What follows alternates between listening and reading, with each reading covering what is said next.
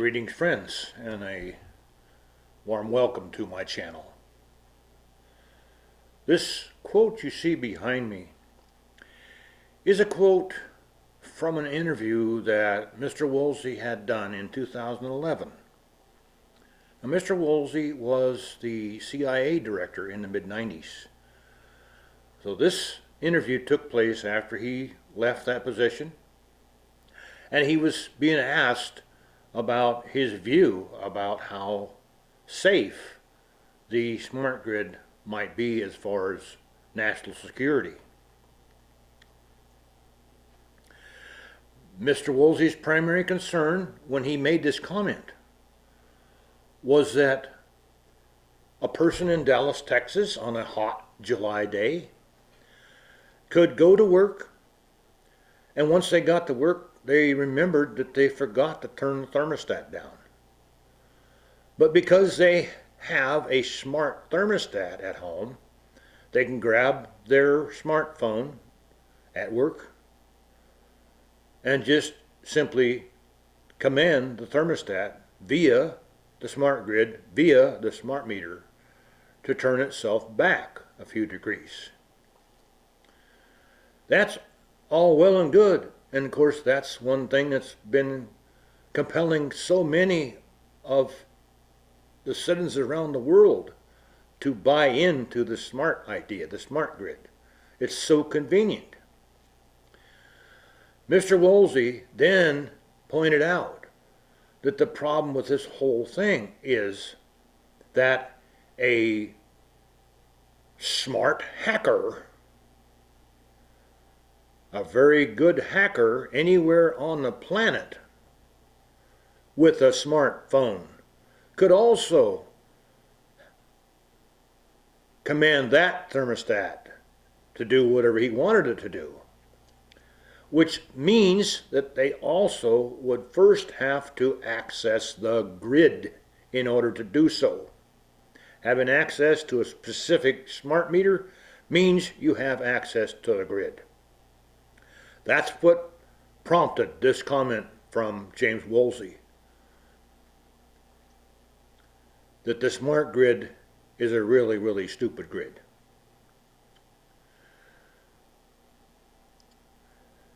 The concerns that Mr. Woolsey had at that time were echoed in a little different way also by Consumer Reports. Consumer Reports also in 2011 said this: they were concerned that pricing proposals by grid operators could be harmful to consumers. Now that is the subject of this talk. I want you to be aware of what that could be. I'll show you a graphic here and put this up here so that you can see it. This graphic is a screenshot from my laptop. And what you're seeing here is an advertisement by a grid operator who's advertising this program.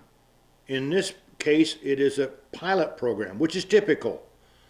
Grid operators would typically roll out a pilot program suggesting that it's only available to a few people, and then they're able to use that pilot program as a way to then bring it to everyone. They can say how successful this pilot program was, and then they can try to convince the rest of the consumers that it's a good thing. So they roll it out for everyone. Everyone then is brought into this program. One of the problems here, and this is serious, this operator, as most operators, do not say in words that it's okay to do what is suggested by the photo. Usually they will say that the program will assist the consumer to move high energy use appliances to an off-peak time. Off-peak time was never a thing with our good old rock-solid analog utility meters that were read by a real person who came to your property and looked at the infrastructure to make sure everything was safe. But these meters, smart meters, have the capacity to read your usage all day, every day, all night, every night. To read it in real time and report it to the utility so that they can offer this type of program where you pay exorbitant rates for day use or peak time and lesser rates at night. What has been happening typically is they are charging 2 to 3 times the off-peak rate during the day. 2 to 3 times. This is moving people to want to do something that is suggested by this photograph. What is suggested here is that it is totally safe to load your smart dryer and washer, load your laundry center up in the middle of the day and program it to operate at night while your family sleeps. In order to save the money by operating it at night, using less energy, less expensive energy.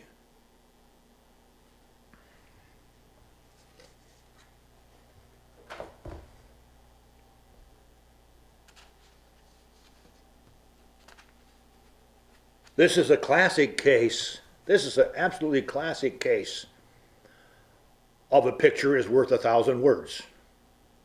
Truly, in this case, for sure. And I'm going to show you why. The operating a laundry appliance at night, off-peak time, is very dangerous.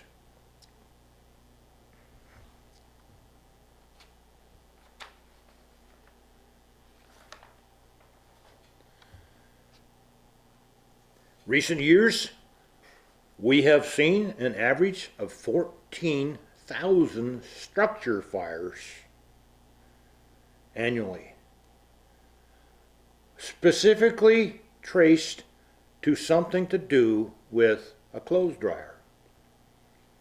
And here I will just point out the two main reasons. There are others we can discuss in some other video, but right now today I just want to get these two out there because they're really important. Number one is the simplest, and that is that it is a problem with the lint trap. And the problem is failure to clean it at every cycle. It is highly recommended by appliance manufacturers and safety advocates like the NFPA that you do clean your lint trap with every cycle. Don't wait. Clean it with every cycle.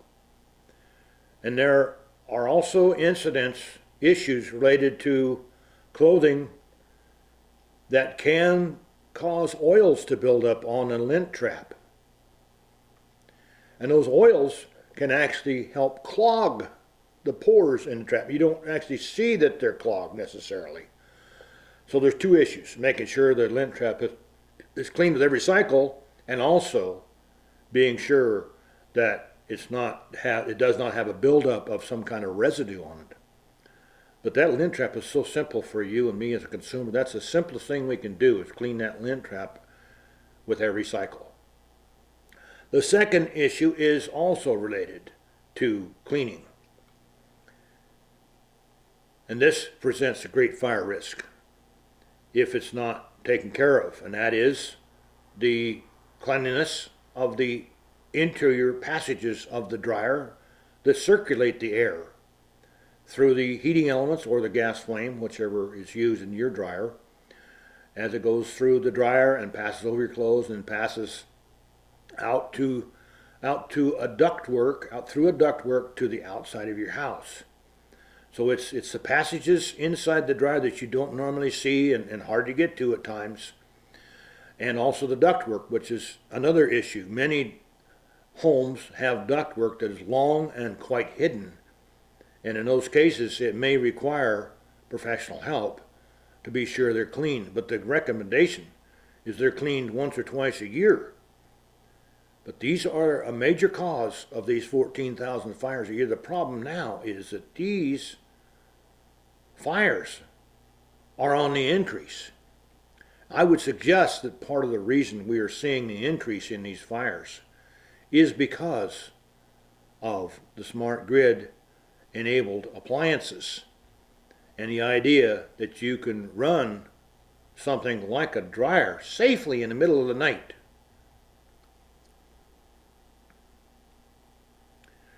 I will go into greater detail about some of these safety problems with clothes dryers and other appliances in a future video, because it's important. And I've been an advocate for safety of the smart grid for 10 years. I've learned a lot, and I've advocated for that length of time. I've advertised in mostly a tri-state area to try to help my neighbors. I had a website which has now been taken down. I'm strictly going to be on YouTube to try to do what I can to help you, my neighbors, to stay safe. So I have plenty to talk about.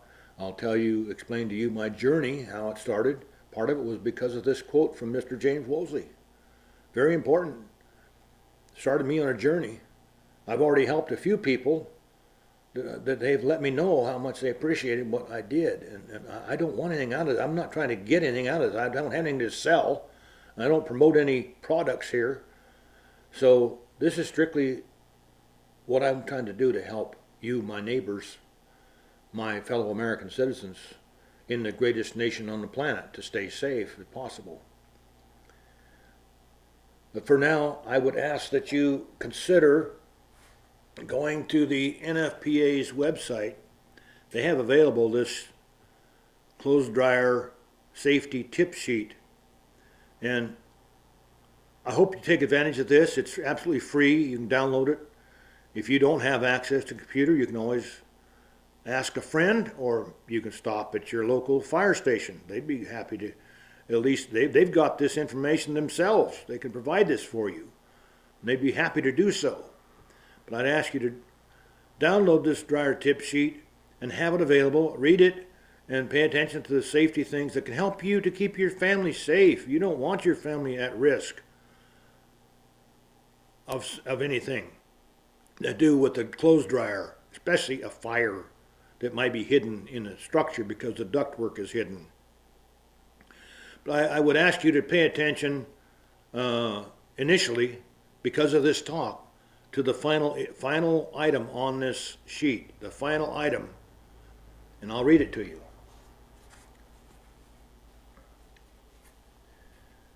Turn the dryer off if you leave home or when you go to bed. This advice has not changed just because we have a smart grid with its enabling device, the smart meter. This advice is still rock solid. It will help you. It will help me. It will help your neighbors be safe. Help your neighborhood be safe. Smart grid operators will continue to roll out time of use programs. And in some cases, you're going to see something like this advertisement that I shared with you today. I ask you to consider not buying into some of that. If you do use off-peak times, please be sure you're choosing a time when someone will be around or awake, someone responsible to make sure things are safe. Don't depend on a smoke alarm or anything like that, because they can be fooled. They can also have bad batteries that you don't realize. Something can go haywire with it. Are you going to trust your life, your family's life, to just a smoke alarm? Sure, they're a good thing to have, but that should not be a reason to relax and say everything is safe. Anyway, thank you for watching this video. Please share this information with others if you possibly can. I appreciate that. In the meantime, before we have a meet again and I bring another talk, please stay safe.